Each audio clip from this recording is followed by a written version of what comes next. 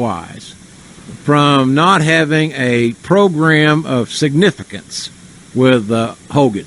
Yeah, you know what? The thing about never having to run with Hogan, gosh, man, I was running so hard back then, hard-headed as hell. You know, the word on the street that, you know, he wasn't ever going to do any favors for anybody. I damn sure wasn't going to do any favors for anybody who wasn't going to favor back, if you know what I'm saying.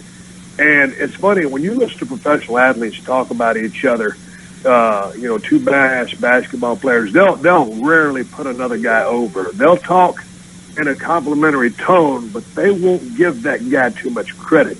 Same thing was going on, I would think, and from me, but you'd have to ask Hulk Hogan this question to get his opinion. But hey, I recognize everything that guy did, but I also recognize everything that I did, and I know how I like to work and how I like to fly in the ring and do my business.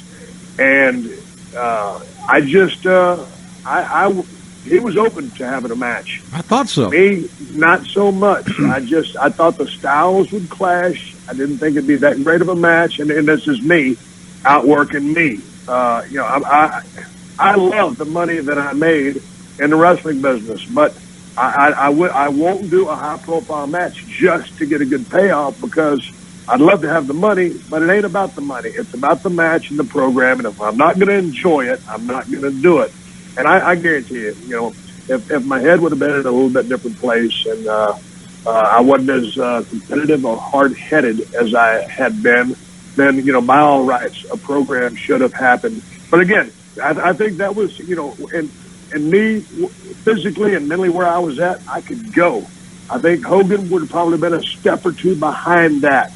That wasn't acceptable to me, and I didn't want to slow myself down. And I say that with all due respect to Hulk Hogan and Terry Bollea, because the guy had a hellacious run. You know, that was my thought process back in the day. I think, Steve, quite honestly, whether it's a one-off or and if I had been picking up the pencil and was going to, you know, pencil in the match and book an angle, it'd be a one-off, one time.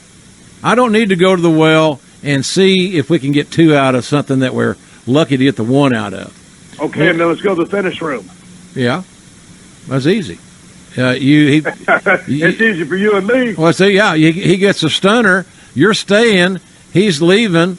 You give him a hug or shake his hand like a man when it's over, and he's as whole as he could be if you chose to do that. Or you do it the next night on Raw when all of a sudden, you know, he maybe somewhere down the road, it's you and him in a tag match.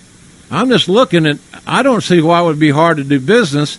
You wouldn't have that 30-minute knockdown, drag-out athletic match like he had the 3 times at WrestleMania with Rock, because he was an athletic son of a gun.